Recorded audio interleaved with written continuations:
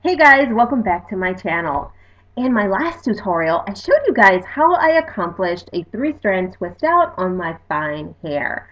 But let's face it, sometimes bad hair days happen to good people.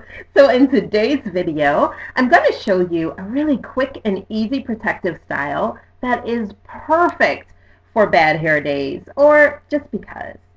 As always, thank you guys for watching. Don't forget to subscribe. Now let's get started with this tutorial.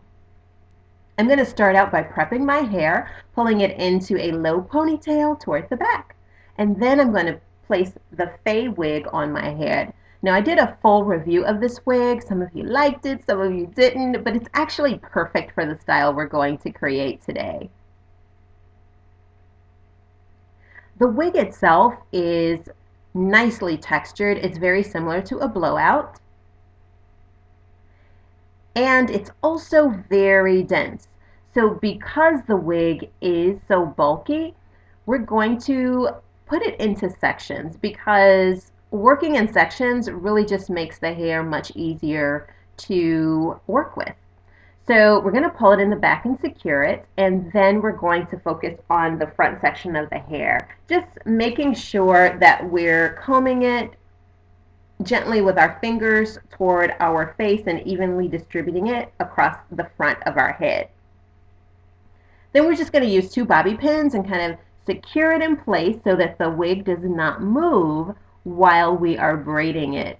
This wig does not come with any combs on the inside, which is actually perfect because we're going to shift this wig around as we braid it. You'll see what I'm talking about shortly.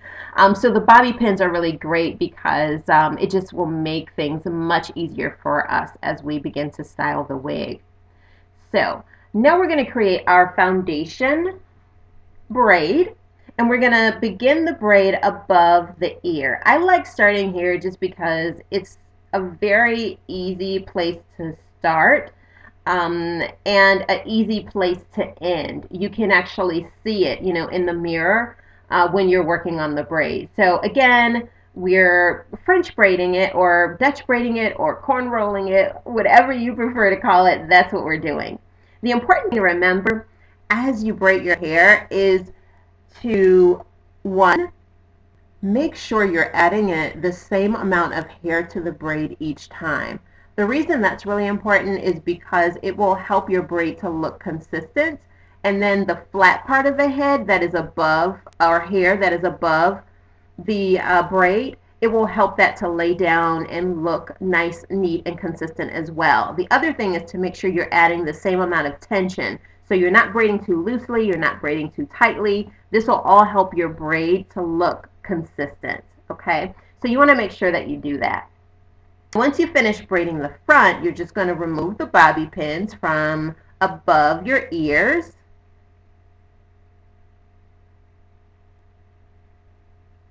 And then you are going to spin this bad boy around. Yes. So we're going to shift the wig. And the reason we're shifting it, and then we'll release the hair in the back. The reason that we're doing it this way is because for most people, at least I know for myself, it is much easier for me to braid in one direction. When you're doing a halo braid, you would have to switch the position of your fingers while you're doing the braid.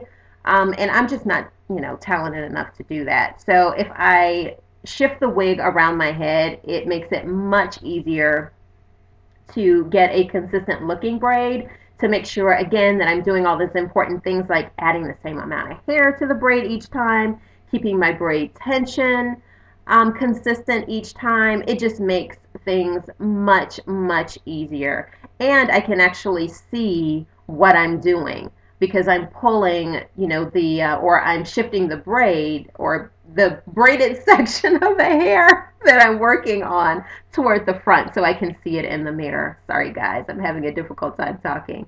Now when you're braiding, you want to make sure that you don't braid too tight either, because if you braid too tight around the circumference of the wig, you can braid too tightly and cause it to be too small. All right, so keep an eye out for that. All right, so once you finish braiding the back, you're just going to finish off the braid, and then you're going to secure it with either a rubber band or elastic tie, whatever you have, just make sure that it is close to the color of the hair. So once you've done that, you're going to position the wig on your head so that you can begin kind of anchoring that tail part of the braid. What I like to do is simply anchor it behind the foundational braid. Now you can manipulate the braid so that it's easier to hide. It goes in really, really easily, and it's very simple to hide. Once you find the area that you can kind of slip it into behind that braid, you're just going to use bobby pins to secure it in place.